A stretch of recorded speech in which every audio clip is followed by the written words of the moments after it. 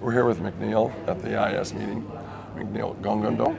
Yes. And you're going to be talking about an ARV, an intervention, a CIPHER grant that's going to give you the power to do a good grant that will do work in ARV and how much breast milk gets transferred, or how much ARV gets transferred through the breast milk Yes. to the infant.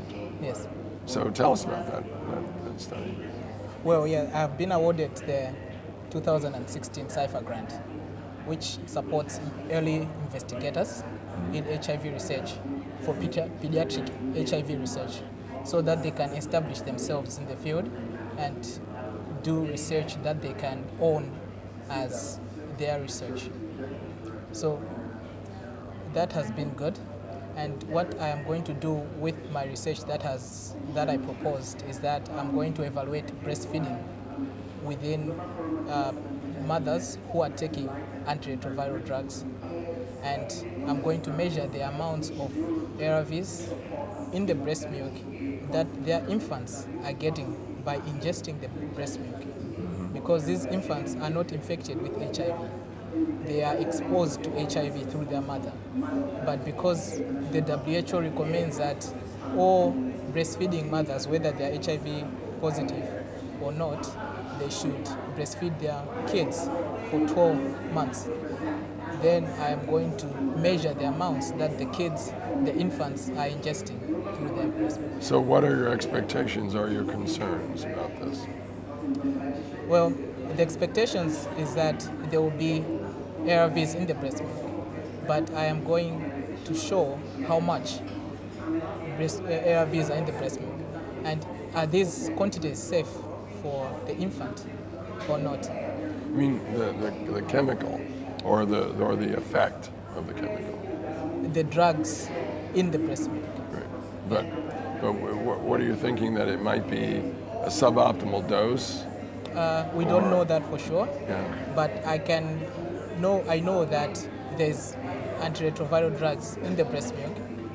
Now we have to evaluate, quantify whether this dose, how much this dose is.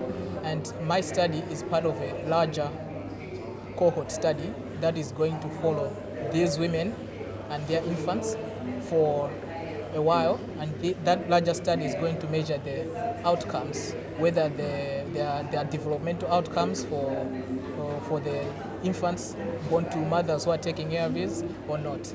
So I'm going to provide a component for quantification of exposure, and the larger study is going to measure development, bone growth, height of the kids, and see if there should be any concerns that infants who are exposed to ARVs through breast milk have compared to infants who are not exposed to HIV. So is that all part of the same study, or is it a nested study? It is a nested study. My component is nested within a larger study that is evaluating the option B+, that is recommended by the WHO, and we have rolled it out in Malawi.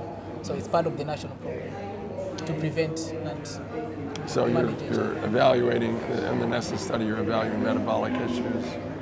Metabolic? Or is it just, what are there outcomes? Are they physical outcomes? Or? I am only going to look at the amount of the nested study. Or in the bigger study. Yeah, it's going to look at growth outcome, kidney function, it's going to look at bone growth. So it's going to really provide a lot of information about how the infants do when they are exposed to antiretroviral. Is that study finalized, or is it still being formed? It's underway. It's underway. It's underway. So it's currently following up women. Not yet completed, so it has a few more. So when do you expect the study will be completed? It's going to be a few more years, because we would like to look at the long-term outcomes, not 6 months outcome or 12 months outcome. So the follow-up period depends on which part of the study the mother is in, but it's going to take a few years to have the results ready and to present them. And what's the number on the study? How many? How many? How many? I'm going to evaluate 30 mother-infant pairs. Yeah. Would you consider this, the numbers, maybe like a pilot study? Or would you consider it, I don't know, how you're going to be able to say whether this is definitive or whether you should really do another larger study? My study does not, we are powered enough to show the important outcomes. So it's not a pilot study. The sample is enough to conclude, to make conclusions based on what we find. So it's not a pilot study. Would you think that might be a next step? The next step after this? Well, if we manage to, if we complete the study, we will have a unique population, a unique cohort that has not been studied well enough that we can compare with other populations. So we're going to compare it with infants that are born to mothers who are taking different regimens than what we are going to study, and we'll be able to see if there is any concerns between the different regimens towards the amounts of ARV levels in the breast milk. In specific drugs. In the specific drugs. Yeah. Hopefully that should be safe.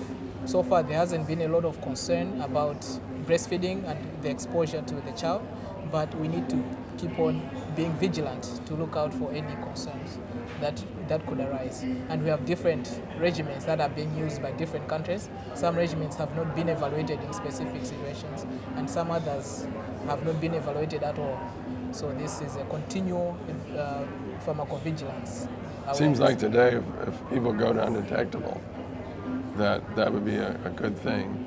But we have to see that there's enough drug in the breast milk to allow the baby to go there too. If it needs the drug, it may not need the drug.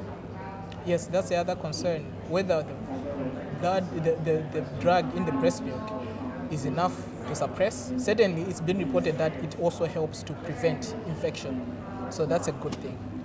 But maybe if the fear is if the infant gets infected with HIV, then the drug is not yet high to suppress the virus. High enough of value. Yeah, it's not high enough to suppress the virus, but it could be high enough to cause resistance from the regimen. That's the interest. Yeah. Is there a potential that you might, how are you going to evaluate this? Ongoing, or are you going to wait until the end, or are you going to do, is there data safety management? My study is going to go through data safety management. You'll get ongoing ongoing evaluations. So I mean, if you find something out that it's deleterious to the health of the mother or the child, then you may have to stop the study. That would be information. Yes. That'd be a good conclusion. I mean, it's not necessarily a great conclusion, but it would be a conclusion. In that case, we might not get a conclusion, but we certainly would have to stop the trial because there's harm, and we wouldn't do harm. Well, I'd very much like to follow up with this with you on this, because it seems very worthwhile.